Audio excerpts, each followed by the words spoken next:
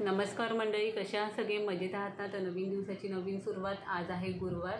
मागच्या गुरुवारपासून मी उपवास चालू केलेले आहेत. आज माझा दुसरा गुरुवार आहे. पहिल्या गुरुवारी मी मांडणी कशी केली हे नाही दाखवू शकली, पण आज दुसरा गुरुवार आहे तर मी आजची मांडणी तुम्हाला नक्की दाखवणार. तर मी श्री स्वामी समर्थांचे 9 गुरुवार व्रत चालू केलेले आहे. तर हे व्रत मी कशासाठी केले हे मी माझं 9 गुरुवार पूर्ण झाल्यावर एक व्हिडिओ टाकेल, त्यामध्ये मी तुम्हाला नक्की सांगेल. तर हे व्रत तुम्ही कशासाठी करू शकता. मग नोकरी असू दे, लग्न असू दे, मुलाबाळांसाठी असू दे, मी कशासाठी तरी केलेले आहे. तर मागच्या गुरुवारी मठात जाऊन मी स्वामींना नारळ आणि खडीसाखर दाखवून उपवासाला सुरुवात केली. तर आज मी तुम्हाला दाखवणार आहे कुठलेही उपवास किंवा कुठलेही व्रत चालू करायच्या आधी एक संकल्प करायचा असतो. मग तुम्ही कुठल्याही देवाचा उपवास करा. संतोषी माता असू दे, वैभवलक्ष्मी असू दे, महालक्ष्मी असू दे, साईबाबांचं असू दे, स्वामी समर्थांचं असू दे, पण कुठलेही उपवास चालू करायच्या आधी एक संकल्प करायचा असतो. तो संकल्प कुठल्याही मंदिरात मठात जाऊन करायचा नाही, तो आपल्या घरातल्या देवासमोरच संकल्प सोडायचा असतो आणि अशा प्रकारे व्रताची सुरुवात करायची. तर मी हा संकल्प कसा केलेला आहे ह्या व्हिडिओद्वारे तुम्हाला सांगणार आहे. तर चला सुरुवात करूया.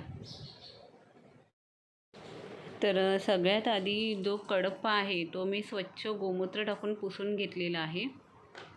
त्यानंतर मी त्याच्यावर लाल कपडा टाकलेला आहे.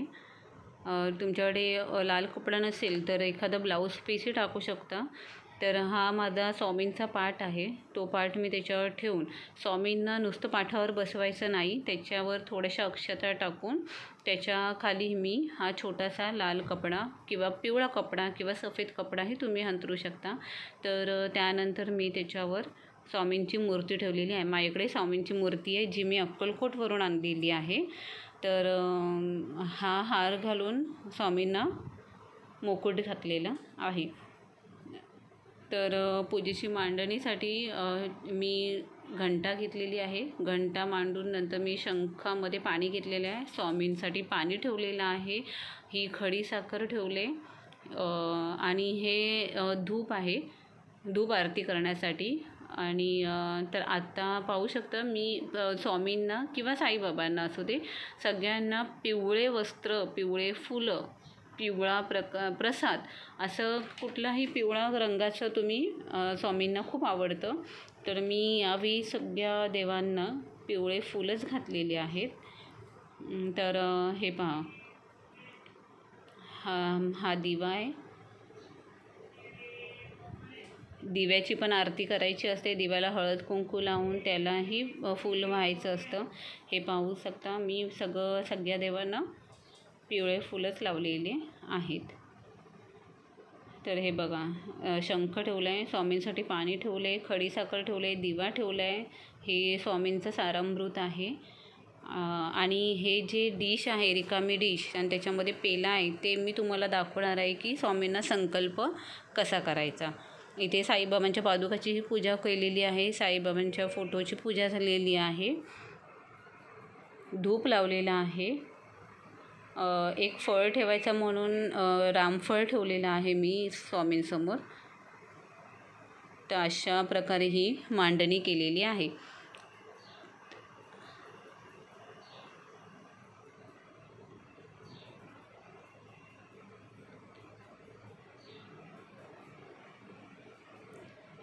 हळद कुंकू वाहून झाल्यावर तेच बोट आपल्या कपाळालाही लावून घ्यायचं. तर एका वाटीत मी पाणी घेतलेलं आहे.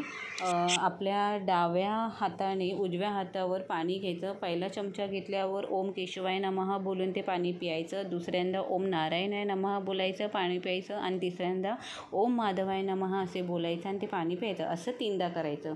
हे केल्यावर हातात पाणी घ्यायचं, आपल्या उजव्या हातात अक्षता घ्यायची आणि डोळे बंद करून आपण जे कशासाठी व्रत करत आहे त्याचं सांगता आपण स्वामींसमोर करायची.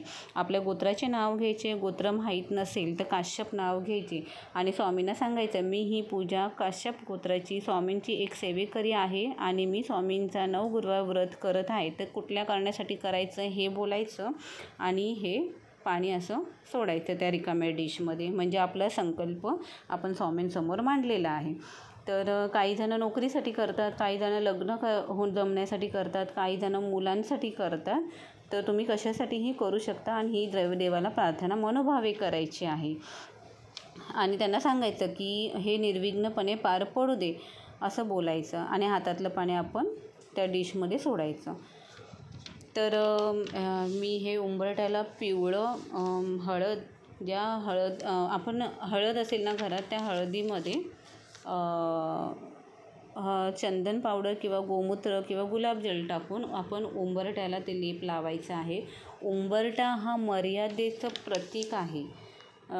तर ते उंबरठ्याला लेप लावल्यानंतर आपण उंबरठ्याची पूजा करायची आणि सांगायचं, देवा माझ्या घरात सुख समृद्धी आनंद नेहमी येऊ दे आणि जी नकारात्मक आहे ती घराच्या बाहेरच राहू दे. उंबरठ्याजवळ उजव्या हाताला तुपाचा दिवा नेहमी लावल्यामुळे लक्ष्मीचा वास आपल्या घरात राहतो.